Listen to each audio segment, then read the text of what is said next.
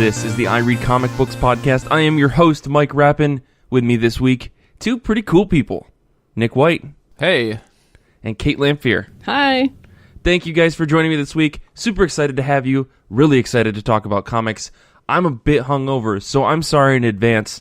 My sister's in town, and we decided to stay up super late last night and drink. And it was mostly me just drinking and her just yelling and talking at me. So I'm sorry in advance. It wasn't a bad experience if that's what it sounds like. It was just a lot. Like, next thing I knew, it was 3:30 in the morning and I had continuously been pouring myself drinks. So I'm sorry in advance if I seem a little out of it. But let's actually talk about comic books and not what's happening with me and my life and my family. What did you guys read this week? How have you been? Let's start with you, Kait. I'm good. I think I have that seasonal crud that happens to me every fall where it's not the flu and it's not a cold and it's not allergies, but it's definitely exhausting. Yes, I know this problem. Yeah, my feet hurt for some reason. My entire back hurts. This sounds like old people problems. Yeah. I don't think this is seasonal crud. I've turned 30 and now I'm falling apart. In terms of comics, I finally sat down and read a graphic novel called The Rainbow in the Dark by Comfort Love and Adam Withers. This is a local to Grand Rapids comic book couple, and they work on their stuff together. They've got this book and then a book called The Uniques that I need to read yet, that I'm really excited for, actually. They should be at the Grand Rapids Comic Con next week, so I'm hoping to pick up a collected edition of that book. But anyway... Nice.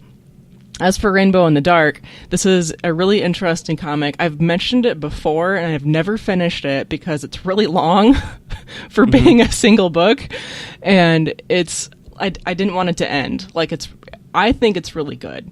So it starts off with a gray girl, like the entire world is shades of gray, and then suddenly she sees this group of people in a very brightly colored hot rod car, and everybody in it has dyed hair and they're in color. Everything's very bright, and she's the only person who notices them in this entire gray city. And that's how it opens, and that's basically how the book continues. It's about basically kind of these are the people that are excited about life. They know who they are. They're LGBT maybe, or there's a mixed race couple at one point, which is really nice to see. But it's about this girl finding herself and finding a reason to live, basically. Her life is very cookie cutter before that, and it's just kind of about breaking the routine and going against what's expected of you to live for yourself. And the colors, it's an airbrush art style. They did it a little airbrushed, and all the inks are really heavy, and so it's a little bit different than what I'm used to seeing in modern comics, but it really works for me.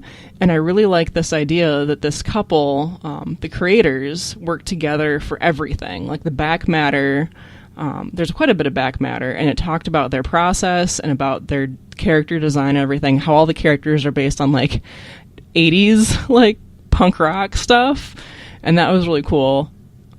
But these creators, they write together, they kind of split the art up. One will do the backgrounds for the color scenes, and then the other one will do the backgrounds for the gray scenes, and then they switch off who draws what character at what point. And so it really worked for me. So if you can find this, it might be on Comixology Submit. I forgot to check, but if you can find it, I would check it out. That sounds awesome. The back matter of the book is just their impending divorce from having to work with each other for so long. Nick. I don't know if they're married. They work together then great. I guess you can't get divorced, so. Joke's on me. Nick, what about you? How have you been? How have comic books been? Been pretty good. We're at that point in the year where just the leaves keep falling and they won't stop falling. And I guess maybe if I thought about that more, I could continue that into a full Smash Mouth cover song about autumn in Michigan, but I didn't. Genuinely thought that's what you were going to do. I really want it. I didn't, I was going to riff, but I was like, I know how much Mike loves it when I riff, but sorry guys. No, it's you walk out and you rake the leaves, and then you walk out 5 hours later and it's like, oh, well, it looks like nothing happened, and you look up at the tree and it's like, it looks like nothing fell. But How there's does this something. tree have infinite leaves? Yeah, infinite leaves. But, there's something meditative about it until some jag-off neighbor pulls out the leaf blower and it's like, that is not how we do things in the old country. Get a rake. Get a rake. So things have been going good is what you're saying. It's good. It's good. It's a great time to get out there and listen to a podcast and look upon the ground and your spoils when you're done and be like, I did that. And I'm also going to have to do that tomorrow and probably the day after. In terms of what I read, I also read a book that was done by not only a couple, but I think technically it's a husband and wife and also the guy's brother. I read Dick Tracy, Dead or Alive, #1. It's written by Lee and Michael Allred. Mike, they're brothers, right? Yes, they're brothers. Yeah. Yes. It's penciled by Rich Tomaso. It's inked by Michael Allred. Interesting. Tomaso doesn't do his own inks on this book. I found that very weird. And it's colored by Laura Allred. Mm-hmm. That seems like a standard combo. Yeah, exactly. Like you usually see this trio together on books. It's pretty common. It's just another example for me of my anachronistic media consumption. I read the Aliens comics before I saw the films. I read the Rocketeer comics without ever seeing the film. Yes, I do know the OGN came first. Hardcore fans, I'm aware of that, and I did read that. And here's me again, like, I haven't seen the Dick Tracy film. I've seen a couple of the little... I think that's okay, though. I think that's totally okay. I've seen a few, like, newsprint clippings, and, like, beyond that, like, here's what I know about Dick Tracy. He has a yellow trench coat and a yellow Fedodo. I know he hangs out with a kid that looks like he wandered off the set of Newsies and ended up with a walk-on role. And I know that my mom got me his wrist walkie-talkies from Goodwill. And they worked in as much as one's imagination would permit them to work.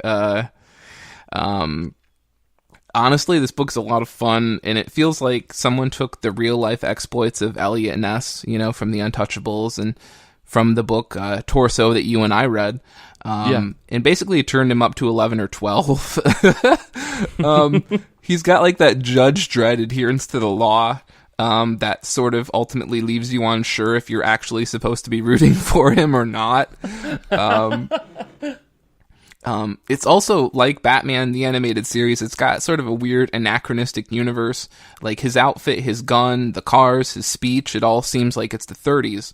But the first criminal they encounter is actually a software developer, and the big baddie uses a burner phone. So it's like Batman, like I said, the animated series. It's got this odd sort of like, when is this supposed to take place exactly, sort of thing. Right. And it's a tough tightrope to walk, because it's that sort of question of how do we modernize Dick Tracy, but how do we modernize him without erasing anything that actually makes Dick Tracy Dick Tracy.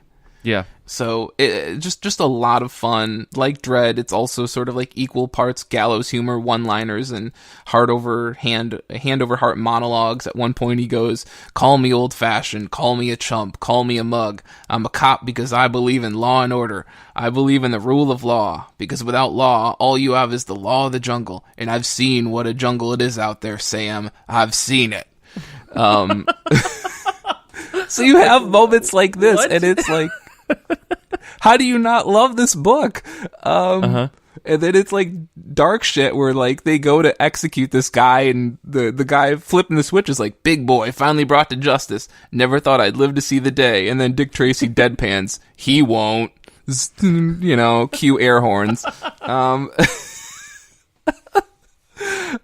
Honestly, if you just want to have a great laugh and have a lot of fun and have a very weirdly expedited sense of the American judicial system, go read this book.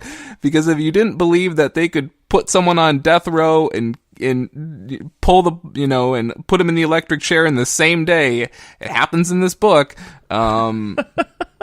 See, but that's like old timey newspaper style justice, where like, oh dude, it like totally newspaper is. Cartoon, because like you see the action and then you see the like fallout of it, Well, it seems like total bullshit, and then like this guy explains, he's like, well, it turns out the big baddie you find out he actually killed someone in the past. He broke out of jail after running out of all of his options for coming up for parole and getting it denied. And so that's how Dick Tracy excuses the fact that immediately he takes him in and he's like, we're going to put him in the electric chair tonight and kill him. And it's like, this book is fucking insane. That's wild. Honestly, if you want a good laugh, if you want to have a lot of fun, if you want a beautiful looking book, honestly, this is the best Tomaso work I've seen. It feels like this is the natural fit on a book that we've been waiting for with him. And Allred's inks sort of give a sort of strength and attitude and thickness to Tomaso's work that I think otherwise has been kind of wavy and weak in some ways. So yeah, I was just looking at the preview on IDW's website, and it feels like the kind of color you would expect on a book that Mike Allred and Laura Allred was coloring, I should say. Yeah. But with Tomaso's art style, it's really weird because when, like, I expect him to do like surreal weird stuff, but with like Allred's, I should say Mike Allred's inks, it feels like a poppy color or poppy book, like you would expect, like his Madman book or even the not Doctor Who, the Silver Surfer book that he did. Like, yeah, it feels like very thick, broad lines that give it an old cartoon style. It reminds me a lot of his book Art Ops, honestly, for Vertigo. Yeah. The other book I'll briefly get into here is I read TMNT Turtles in Time. A few days ago, I rolled out the roadmap to reading Ninja Turtles, which is literally a fucking map. It's full of detours and confusing things. And I found out that I didn't read Turtles in Time 2 volumes back when I was supposed to. So, I mean, bad me. Even though it really doesn't matter, this book is largely standalone.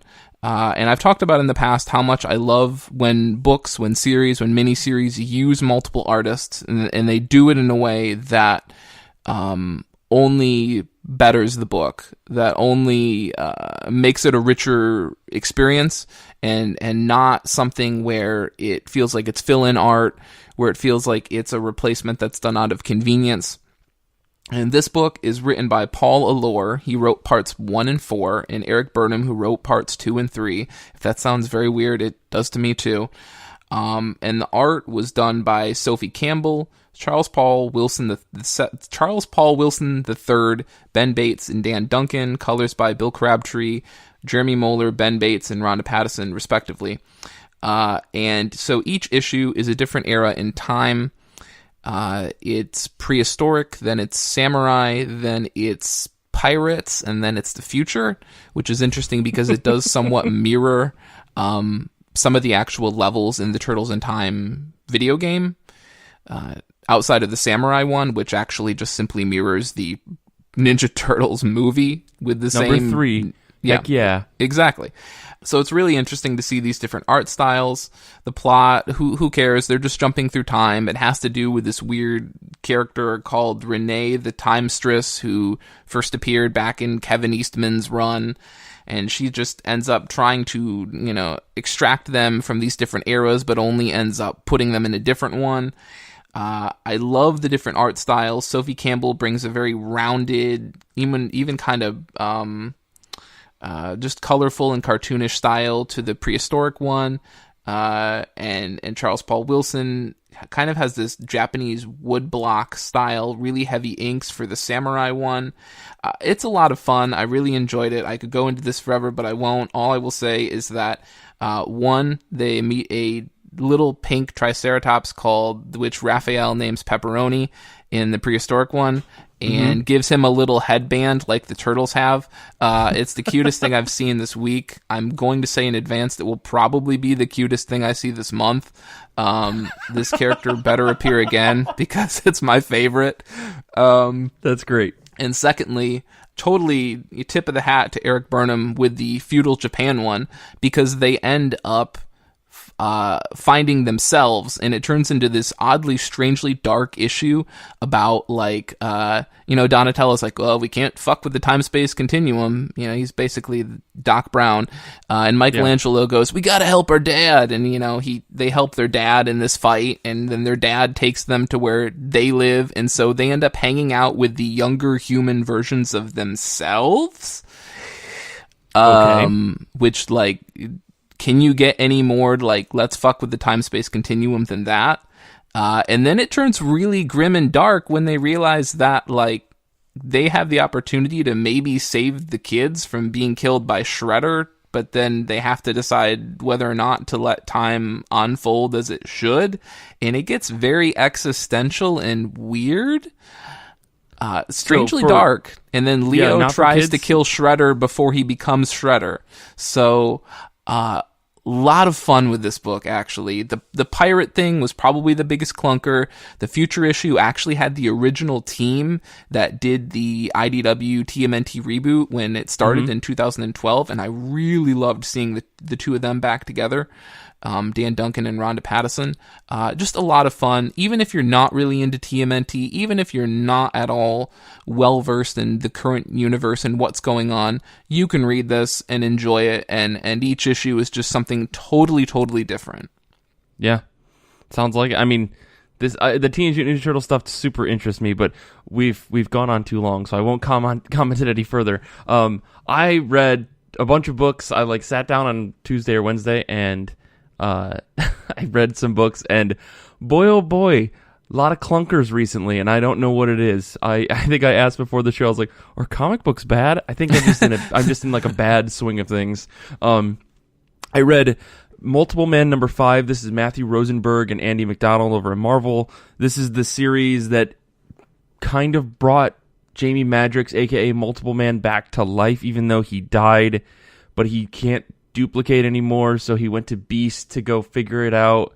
And it's very, like, this is a serious book, except for the part where there's just random, like, very light humor happening left and right. So since issue 1, I've kind of been, like, uncertain about this series, but I kept reading it because I, like, trusted Matthew Rosenberg. He's a pretty great writer in some of the books that I read before by him. So I don't know. Ultimately, this issue ended, and I was like, oh, I guess this is a prequel to what's going to happen at the end of Extermination, or what Uncanny X-Men, the new relaunch series, is going to be about. I honestly don't know. The majority of this book was really hard to follow. The logic of things seemed really all over the place, or I wasn't following it close enough.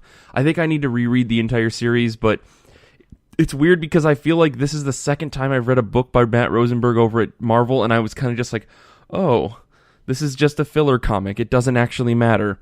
Because they could have done this entire story in like a serious, like, 2-page explanation in any other book, but instead it was a 5-issue series. This is just like the Jean Grey Phoenix Resurrection stuff. I feel like that whole series was super unnecessary, which is why I didn't buy it. And if I would have known that about this Multiple Man book, I wouldn't have bought it, but my heart has a heavy spot for Jamie Madrox after Peter David's run on X Factor, so I don't know. This book was so all over the place that I felt like issue 4 and 5 were almost impossible to follow. It's just unfortunate because I really thought that this was a cool idea. Like, how to fix Jamie Madrox? But the tone and some of the just storytelling was off in like a handful of places. And I say handful, I mean a lot of places. I feel like this series was just strangely executed, and maybe I need to reread it, but I just wasn't a big fan of how it ended or the series on the whole, which is a super bummer. It is always interesting to see how when independent writers and artists, come to the big two, how sometimes things work and sometimes, things don't. And I mean, yeah, it's weird because, like, I think he's doing a pretty solid job on Astonishing X-Men, but this book just felt like it just felt weird. I don't know. Wasn't a big fan of it. I also read Modern Fantasy number 4. This is the last issue in this little miniseries from Dark Horse. This is by Rafer Roberts with art by Kristen Goodsnook. This is a book that Kait Scotchless actually turned me on to, and I don't know if she's kept up with it, but she described it to me on an issue a while back, and I've been reading it every month, and I fucking love it. It's such a cute, quaint little book about what if you lived in a world where there was orcs and goblins and wizards and sorcerers and druids, and like you also had to work a day job. Like, you also, you are an elf of a lineage back when there was a war 150 years ago where wizards fought orcs and there was a great demon from hell, And now we fast forward and we've got cell phones and weed and TV, and we just kick it and live our lives trying to make rent. But all of that stuff still exists. Magic still exists. So this the final issue of this book wraps up with the big escalation to the thing that they've been building since issue 1. And there's a big fight, and everyone gets to kind of be a superhero for a second. And it's really, really nice. It's really well done. Throughout this whole book, there's just been a lot of little jokes and a lot of little things that just made it really, really fun. And it feels like a really cool cartoon that's kind of aimed a bit more at adults, but it's done in like a 4-issue miniseries. I really dig it. What publisher is this? This is from Dark Horse. Okay, so maybe a trade someday. Oh yeah, there definitely will be a trade. I think probably it's super worth it. Probably overpriced. Sure. But I mean, you can get all the single sale. issues. You can get all the single issues from Comixology. I think they're like $2 each after a month or so. Yeah, I highly recommend this book if you're just looking for a 4-issue, just fun little romp into a fantasy world that's mixed with a real world. But yeah, I don't know. The last issue tickled me in a lot of different ways. I was posting some screen caps on Twitter, so if you want like a hint at some of the jokes, go check out that on Twitter. Anyways, let's talk about what we're excited for this upcoming week. Comic books are being released on November 7th, 2018. Let's start with you, Nick. Get it out of the way. Sure. That's thanks for that lead in. Yeah. Here's Nick White. I hope he wraps up real soon, God willing.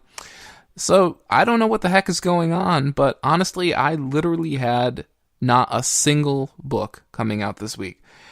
So I didn't pick anything. Just kidding. You could only be so lucky. So I went through the solicits, and I saw that James Bond 007 #1 is coming out. And this is kind of interesting because we've had more than a couple miniseries and one-shots in the Bond franchise since Warren Ellis and Jason Masters rebooted the comic line back in 2015. Yet with this new title, Dynamite's launching a quote-unquote epic new ongoing, they used epic, I just want to die, an epic new ongoing series, which seems to suggest that we're actually going to have a break from the old model, which is kind of exciting. Thankfully, like with Greg Pak, we've got someone who's already writing a book for with a character for Dynamite who basically gets dressed in his Sunday best and then steps out and murders people, aka John Wick.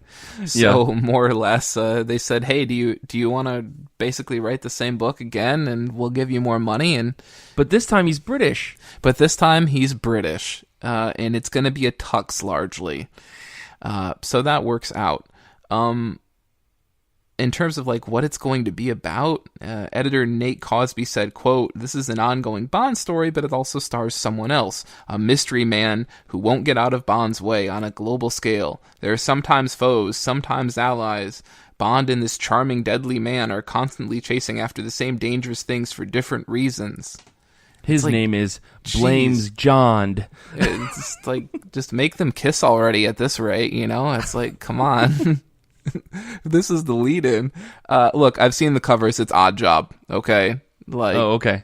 I don't know who that is. I don't know enough about the James Bond series. Okay, I know next to nothing either. All I know, he's the guy that everyone wants to be in GoldenEye because he's really small and he's hard to hit, and he throws that hat that has a razor blade in it and whatever.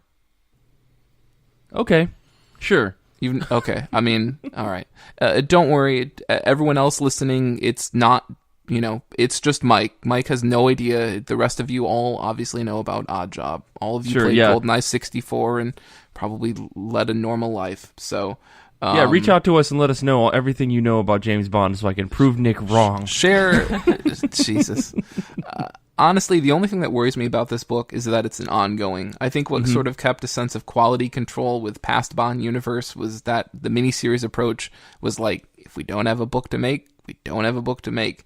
And Dynamite has a kind of bad track record for, after introductory arcs are done, struggling to pull in artists of similar quality. I'm really excited that this book is starting with Mark Laming, or Laming. Why not? Let's mispronounce another name. He's a British artist. He drew King's Quest for Dynamite. He drew the Beckett one-shot for Marvel. That's good stuff. Yeah, he also drew Star Wars Annual #4. He had a story in it, so I love this guy. I love his inks. I'm excited for this book, at least the first arc. What about you, Kait?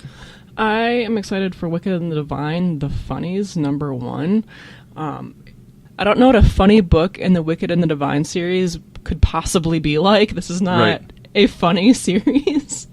But this book has a lot of creators on it. Kieran Gillen, Erica Henderson, Chip Zdarsky, Kate Leth, Larissa Zagaris, and Kitty Kieran. So from the description, it seems like it's an anthology of smaller stories, and then the cover has a dog on it. Yeah. So I'm pretty sure that it's going to include a story that is the gods as dogs. Okay. So I don't know what the other stories are going to be like, but I'm excited for the dog one. Yeah, I was also... I picked this because I don't know how to read my notes. Like I said, I'm a little hungover. Leave me alone. I picked this and I was like, what is this even possibly going to be about? Yeah. I'm very scared. I honestly am worried that it's going to be a bait and switch. There's going to be one just terrible, awful story in here that's going to crush us. They're going to build us up with all this happy, fun time, cartoonish stuff.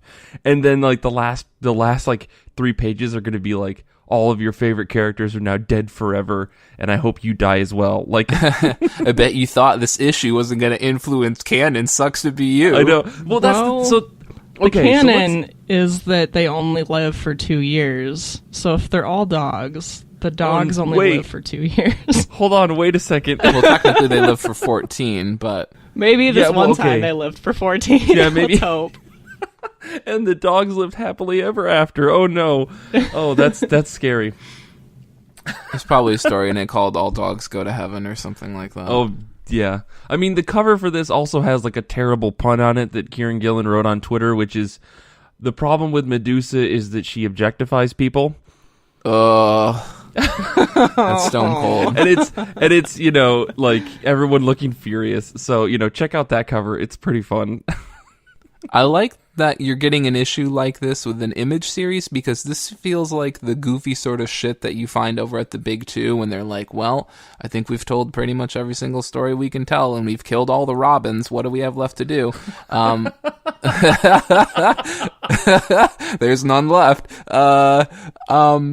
But I feel like you don't get this sort of like goofy side attraction over at like Image or whatever, where it's all serious business, so to speak. Well, it depends. I think that the Chew revival book that we talked That's about. Exactly what I was thinking about. Like what a goofy idea to put those two together, and yet it happened, and I think it sold well. So it happens on the real big popular books, Yeah.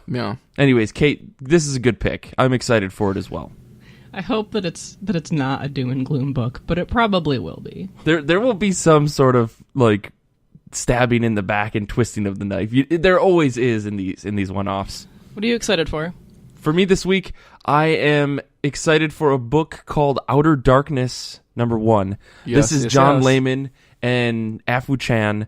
And I don't really know anything about this book. I just realized I couldn't pick The Wicked and Divine, and I wasn't going to throw an X-Men book on here this week because, quite honestly, I'm not happy with a lot of the X-Men books right now, and I don't want to talk about it. Ooh, I like this pouting. I picked Outer Darkness #1. I'll just read you the synopsis from previews. The story, described as a sci-fi horror, involves Captain Joshua Rigg of the starship Charon in a future where humans have colonized the galaxy. However, mysteries and horror wait as the Charon encounter demonic possessions, hauntings, and cosmic horror as they embark on a desperate rescue mission into outer darkness of space, where everything wants to kill them. This sounds like a real exciting, happy-go-lucky book, I'm sure. I mean, honestly, it sounds pretty dark and fucked up. So let's see what John Layman can do. And Afu Chan's art is unparalleled, so I'm willing to pick up that book on that alone. Who knows if I'm going to keep up with it, but I'm definitely willing to try it. John Layman is a pretty solid writer in my book. He will always get a chance because he wrote Chew. It sounds like he's basically taking Chew to space, which is fine. That's fine. It totally could be. That could be really funny.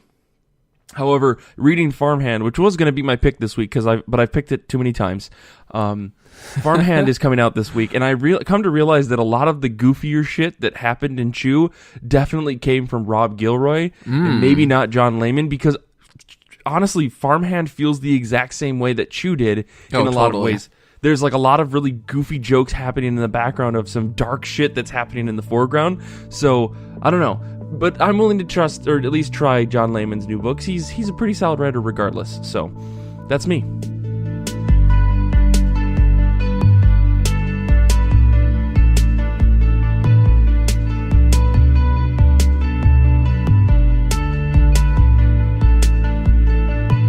For our show this week, we're talking about our favorite non-human characters.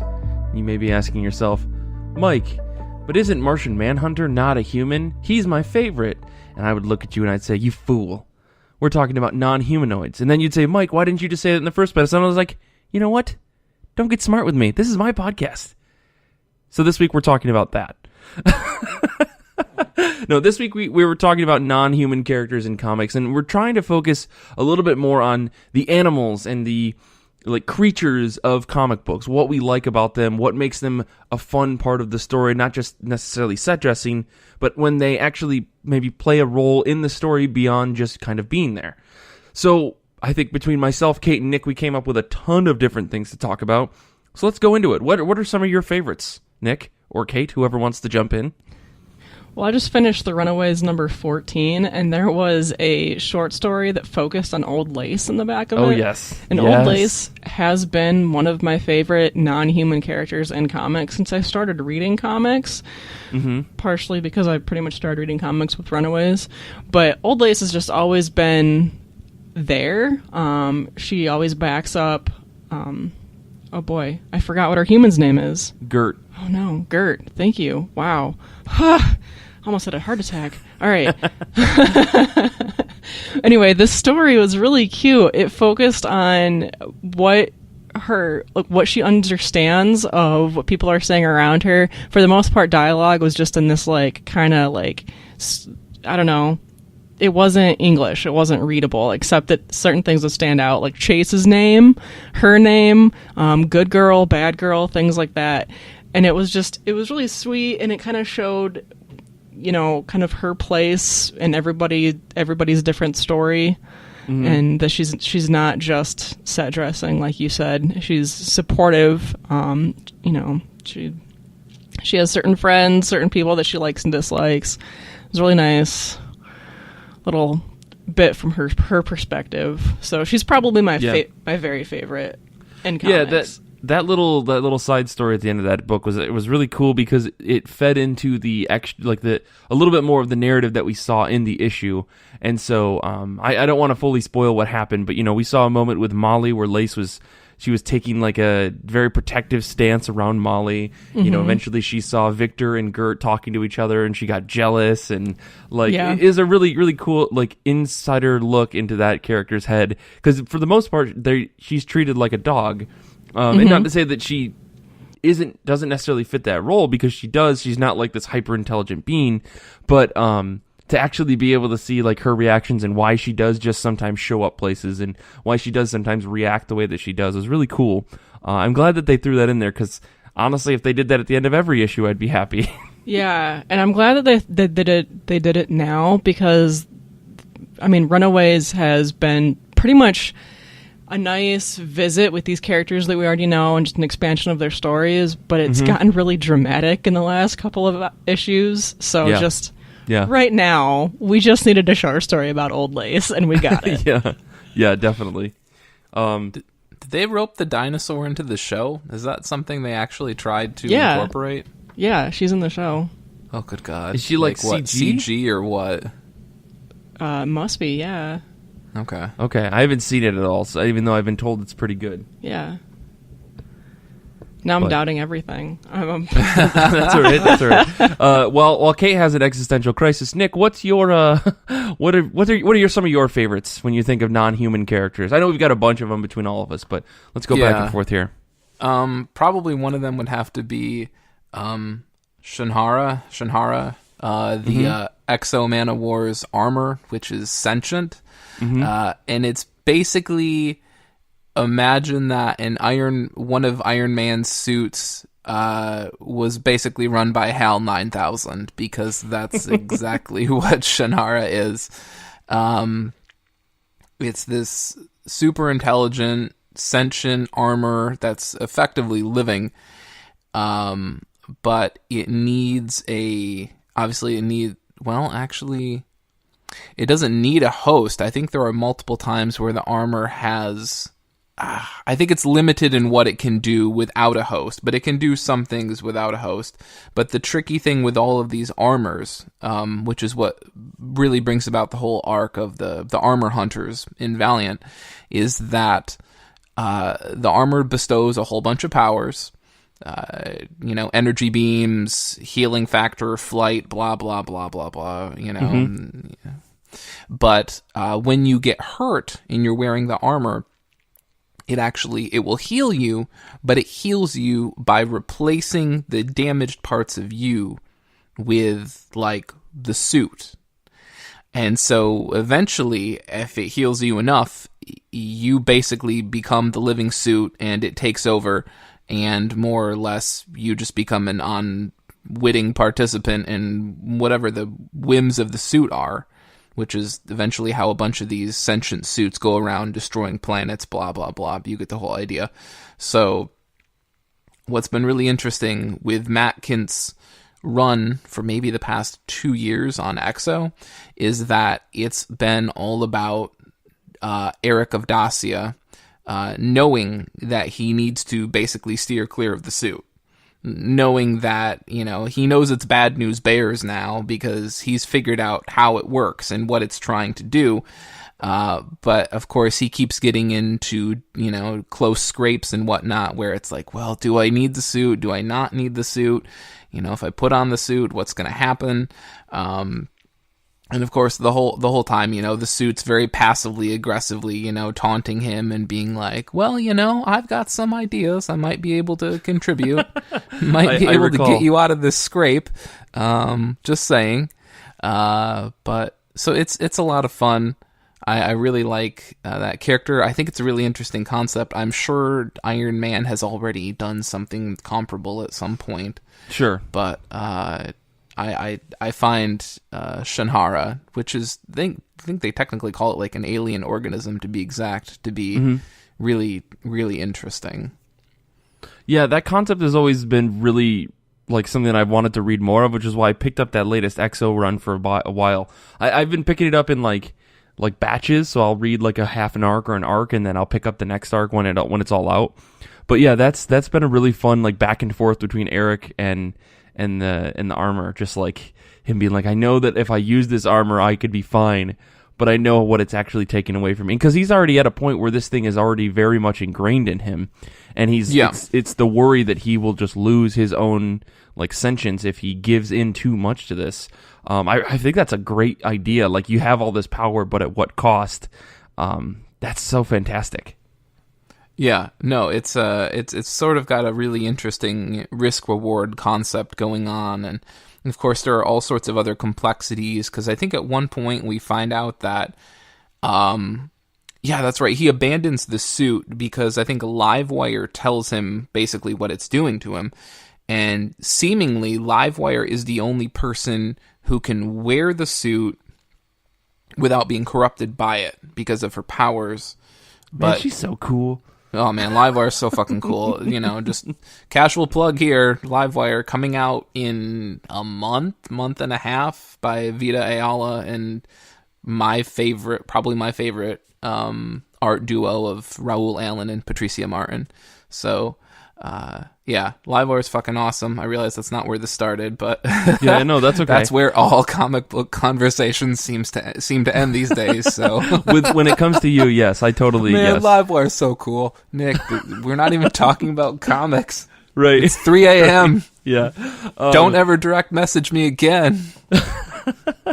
Well, I mean, I'm surprised that we didn't start with everyone's favorite pet and animal in comic books right now, which is Lion Cat. Like, yeah. Come on. Yeah. One of the funniest, coolest concepts in comics in a while. And I really like the idea of, I mean, if you don't know who Lion Cat is, like, let me let me break it down for you. But I mean, this is a cat that is a companion of this character named the Will in Saga, and this cat basically is a known entity to other people in the universe, but to us as readers, is a new thing because the idea is that this cat is in the room, and if you say something where you lie, the cat knows, and it says lying. It's a polygraph detector with claws. Yeah, but it's supposedly you can't fool it. It knows when you're lying. It knows when you're not. So it also knows when you're asleep. It knows when you've been bad or good. Sorry. It's probably true, this cat it's also effectively Santa Claus. Effectively Santa Claus, yeah. And its gift is not killing you. The interesting part about this is like Brian K. Vaughan in Saga has used that cat to tell some very intense pieces of story, and he's also used it to tell some very compassionate stories about, someone who's lying to themselves. And like at one point there's a little girl in the book, and she's, I'm not scared of this, I'm not worried about myself, and the cat looks at her, and it's just the two of them in the room, and it says lying to her. It's like, you need to admit this to yourself. You need to not lie out loud and say, yes, you are scared. Yes, you are worried about something. And I think with the idea of just being able to tell whether or not someone's lying, it's such an interesting concept, and it can be used in a lot of really clever ways. Yeah. And I think Brian K. Vaughan has nailed it in Saga. It's also a beautiful creature design.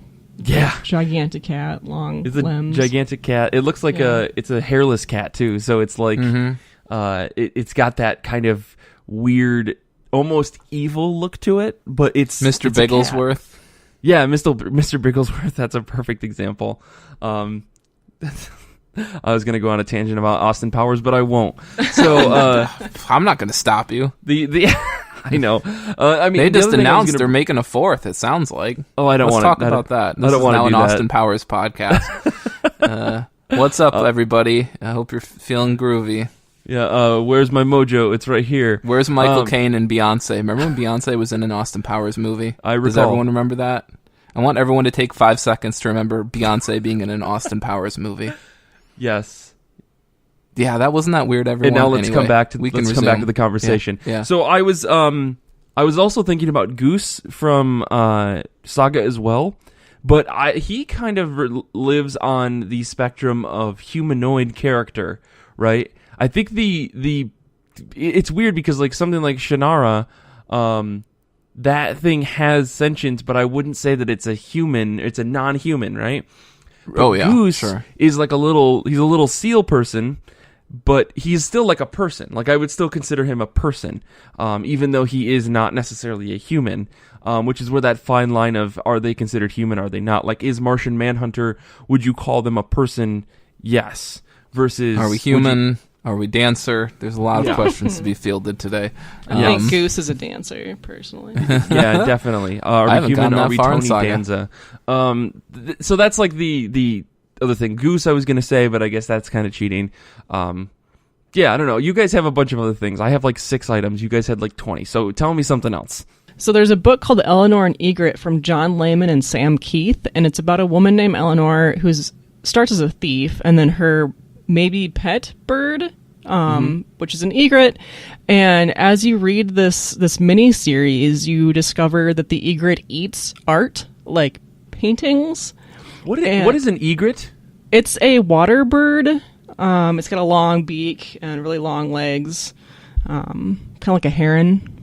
Oh, okay. Yeah. I've seen these before at a zoo or on the internet, probably. Or on the cover of this comic, maybe. Or on the cover of this comic. But as this bird eats art, like, it forms around it. So there is a panel in the first issue where its body is literally like a square because it just ate a painting.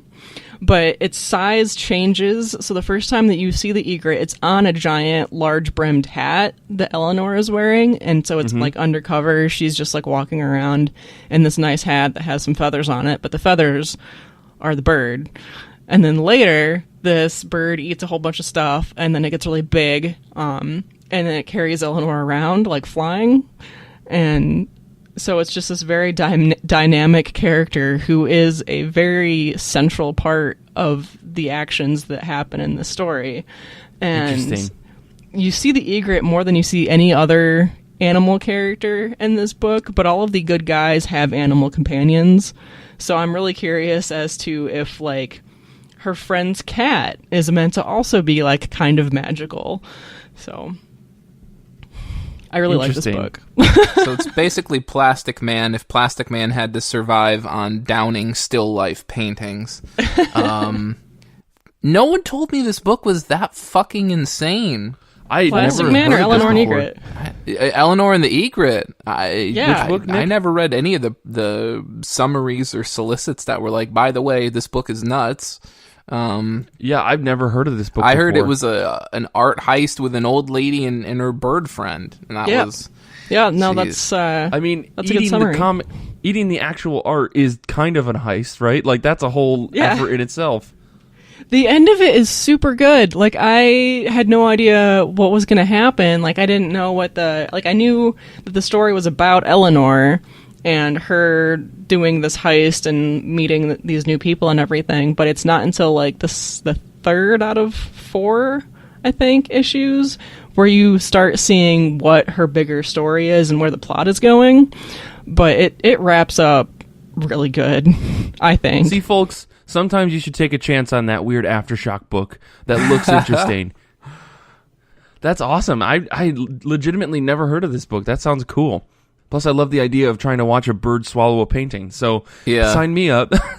Yeah, the art overall in this book, like the art, like some of the faces of the humans in it, took a little getting used to. It's kind of like sketchbooky. Sam Keith is pretty weird. Yeah. I think he's best known for the Max, right, Mike? The Max? I don't think I've actually read that. The Max, MAXX. Yeah, I don't think I read that. Really? Okay, all right. Yeah, don't shame me, Nick. That's all right. So the other thing I was thinking about, for some reason I couldn't think of the name of the item, but there is a sentient sword in this series called God Country. And man, if you haven't read that book, you really ought to get on it because it's Donny Cates and Jeff Shaw, and them working together is what comic books is all about because it's fun, it's action-packed, it's beautiful, it's really well-told, heartfelt stories. If you haven't seen their other books before they also did a series called The Paybacks, which was kind of a sister series to their first debut series at Dark Horse called Buzzkill.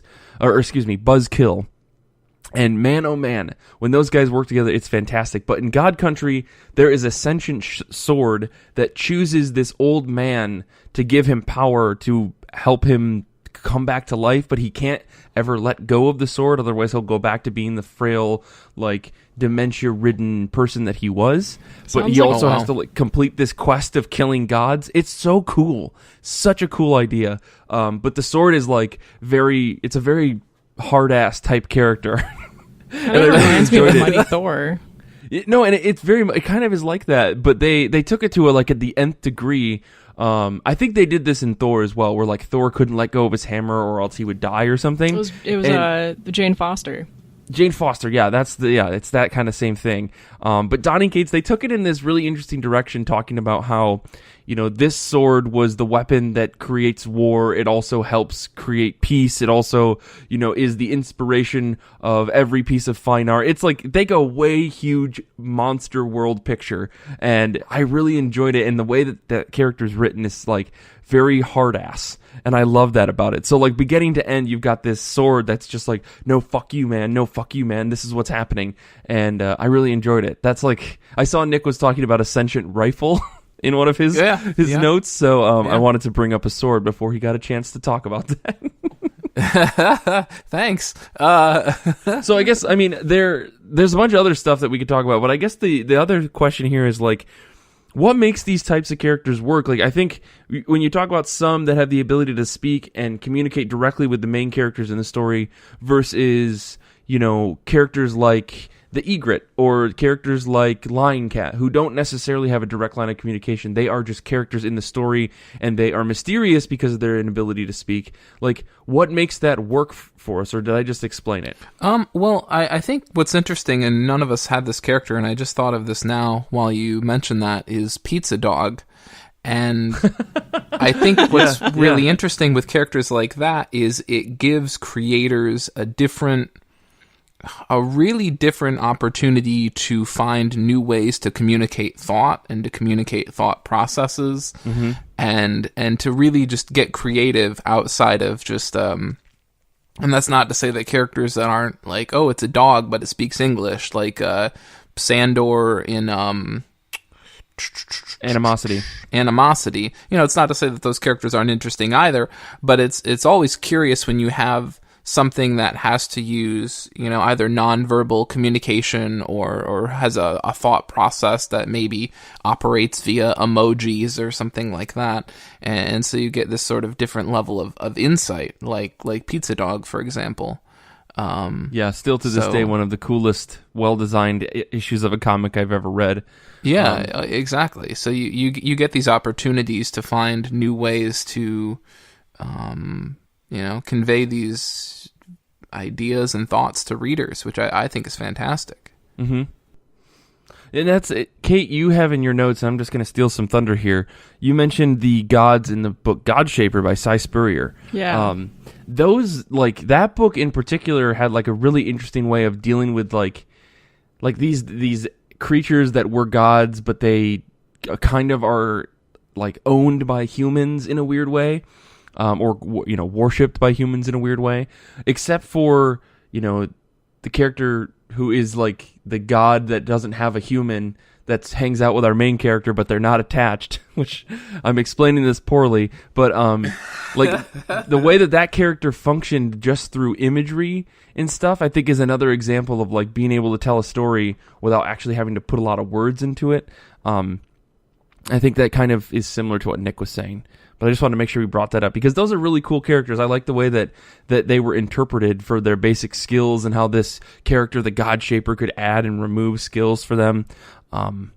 It's really cool. That book was a lot of weird fun that I did and didn't like for many different reasons. Yeah, same.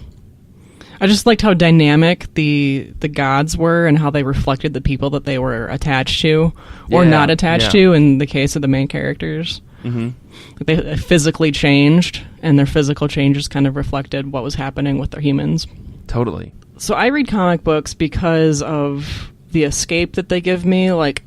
In some cases, they can be heavy to read, kind of like watching a historical drama. So sometimes it just reframes things that have actually happened in real life, like in the case of Mouse that we just read for the Goodreads group. But I also read it for especially the magical realism stories like Eleanor and Egret, where it could be real life, except it's mystical, magical, unusual. And so these non-human characters, like the ones we've been talking about today, are a part of that genre that I really like. They kind of take things that do exist in the world, like birds and swords and armor, and I guess dinosaurs. And dinosaurs, yep. Nope, all still real things, yep. And it has the human characters interact with them in a way that is completely unrealistic. And that just really contributes to my enjoyment of those stories. Well, it's unrealistic in that they are able to communicate like that, but it's portrayed in a way that is realistic to the characters. They don't find it weird that, a piece of armor is talking to them, at least after the initial, holy shit, this armor's talking to me. Here's this dinosaur. There would be a dinosaur. That's fine. There would be a dinosaur. I mean, it's... it doesn't form the world, like the universe of a magical or fantasy story. Right. Because you don't have to be informed about a lot of different things. You just need to know this is the one different thing in the world, which makes a lot of stories like that, I think, more relatable. That's a really interesting way to look at it, Kait. I'm glad you brought that up. Nick has two really good examples, but he hasn't said them yet, and I'm really mad, and I'm going to steal them from him. Nick, you put the xenomorph in one of your options as your favorite non-human character. Well, look, okay, because here's the grand debate here, all right? Because this is something I was dealing with in terms of the morals and ethics of this line in the sand that you drew, and this criterion for this. Yes. This flimsy criterion that you set up for this episode. I didn't know how comfortable you were with characters from pre-existing franchises. Oh, why not? I mean, I'm going to say the Stay Puft character, Stay Puft Man from Ghostbusters. Yeah, like that's a absolutely a valid character. If it's in a comic book, it's legit, right? Okay. So yeah, I mean, what more is there to say? You know, the Xenomorph is great. It's one of the most stunning, I think, visual designs that's ever been created for something, and it's one of those things that you just need to show it to people and they instantly know exactly what you're talking about. This horrible monster from space that is definitely going to kill us. Thing. Yeah, exactly. That's been, exactly. And I think what's so fun about a character like that is that so many different people have gotten to draw it over the years, that you have this just massive variation on a theme from all these different creators having their own take on it. In the same way that I really love Batman's design, because you've had so many people over the years that have, created their own version. Right. Man, I'm really excited for all you Patreon folks out there to read Nick's massive essay that he wrote about why he likes the Alien franchise, because man, oh man, he goes way deeper than what he just said right now, and it's fantastic. I'm just going to plug that on the show because I'm so excited. I read the final draft that he sent out, and it is Chef Kissy Fingers from beginning to end. I mean, I won't build it up any more than that. I'm not going to be the hype man for my own piece, but I will I will put it up out front that you better, block out your afternoon in your day planner. Or just multiple lunchtimes. Yeah. It's good. I mean, anyways, I just wanted to make sure we called out the Xenomorph because, that is a great evil character. I was going to bring up the idea of the giants from I Kill Giants. Oh, yeah. Okay. Because they exist in the background, but I think in the end when, as they show up and all the little side giant monsters that are out in that series, they're so well designed. They emit absolute terror because not only are they big, but they're drawn in these really scratchy line ways that it's supposed to evoke some sort of fear out of you. And usually that's the kind of way a child would draw a bad guy, or at least you would see that in a movie or a TV show. This is the evil man, and he's got pointy, scratchy head, stuff like that. I thought the giants looked a lot like kind of a decaying tree in the forest, upright. Well, yeah, and they definitely did that. It was drawn that way intentionally, right? To be oh, did I see a giant or did I just see a dying tree? I mean, later in the series, we fully spoiled this book on the show before, so I'm sorry. We're gonna do it again.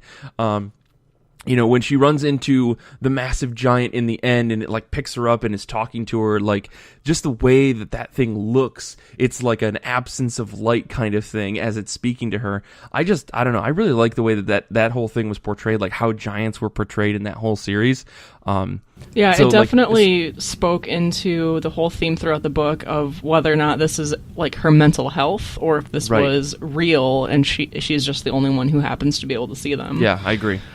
I mean, I know that kind of rides the line of humanoid to a certain extent, but they are these weird, mythical creatures. I think that counts as a non-human entity. I think it's its own bona fide subcategory, but another one that we could get into are basically the pets of superheroes, more or less. Oh yeah, it seems in comic books, after Crypto, after we created the main characters like Superman, and then they're hey, what if we created a female version that's just gonna we're gonna make really boring and one-dimensional and not fun. Okay, we've done that, and now let's make a pet, basically. Yeah.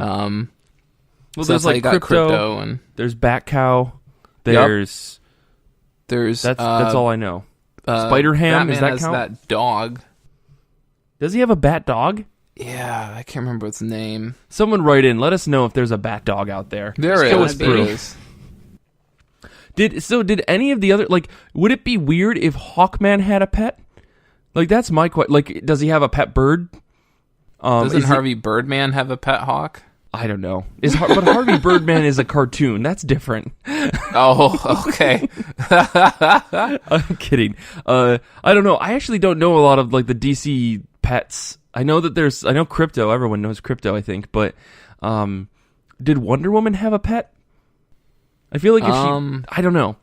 I don't know about that. Well, see, but this kind of goes into something, Nick, you were saying before we started recording about how we could do just a whole episode just about the cats and dogs of comics. Because I listed, Lion Cat, and I listed the multi-eyed cat from Transmet. There's the cat that's a Red Lantern. Just the cat that becomes a Red Lantern.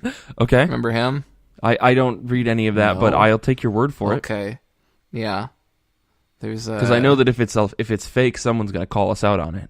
No, it's real. I wish I could remember its name, but there's it's a normal American tabby cat that becomes a Red Lantern. So that's a thing. Why not? There's also a planet that's a Green Lantern. So I mean, if you want to talk about living, creatures, if we're still on this, yeah. So there's Oa, the planet that's actually a Green Lantern. So there's that too. True. That's totally a thing. I know enough about that to be like, okay, I guess, but that feels like macro level because then we're getting into like a whole, are the new gods considered human entities? Are, the Eternals? These rules of yours are bullshit. Like I'm just gonna come out and say I am. The funny thing is, I didn't even come up with this topic. You assholes came up with the topic. Okay. All right. I just had to put some ruling on it. I mean, because we didn't even bring up the whole series, The Wild Hunt, right? Or what's it called? Animosity. We didn't bring up that series that's like War of the Worlds, but not that I can't think of the name of. That was by Dan Abnett. The second volume was called The Wild Hunt, and I am blanking on what it's called. It's basically Wind in the Willows. Shit. Yeah. We'll figure it out, and I'll put it in the show notes or something. But yeah, we didn't bring up any of those, but again, it kind of falls into that they aren't human, but they are anthropomorphized, and so it kind of doesn't matter, or it doesn't really count in some ways. So this is where you wanted to put my beloved Ninja Turtles, right? Is this? Yes. Yeah. I mean, Ninja Turtles don't necessarily fit into this discussion because they're humans. What if did the turtles ever get pets?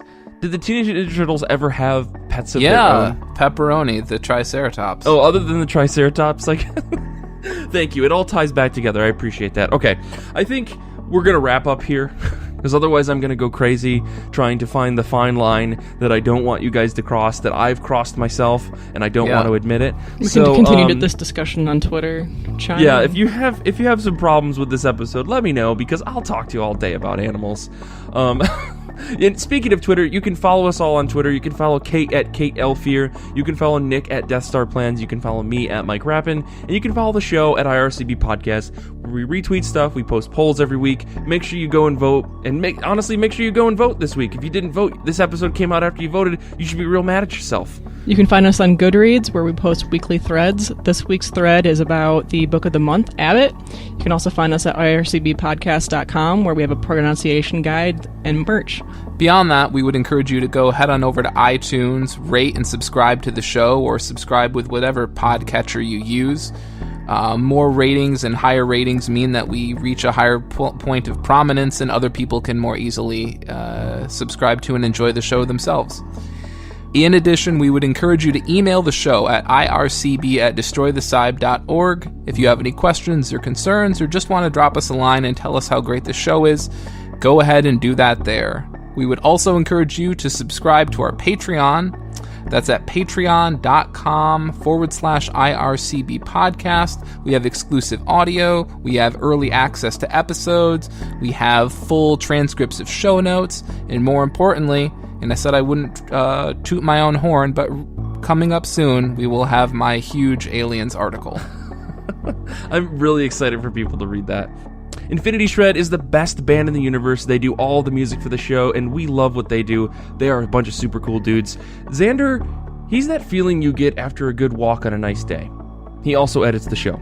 I want to say thank you to Kait and Nick for being on the show this week. Thank you to listeners for reaching out to us on Twitter and sending us emails and stuff. We really appreciate it. Thank you to all the Patreon backers. You guys are really, really cool, and it's really fun engaging with you on Patreon.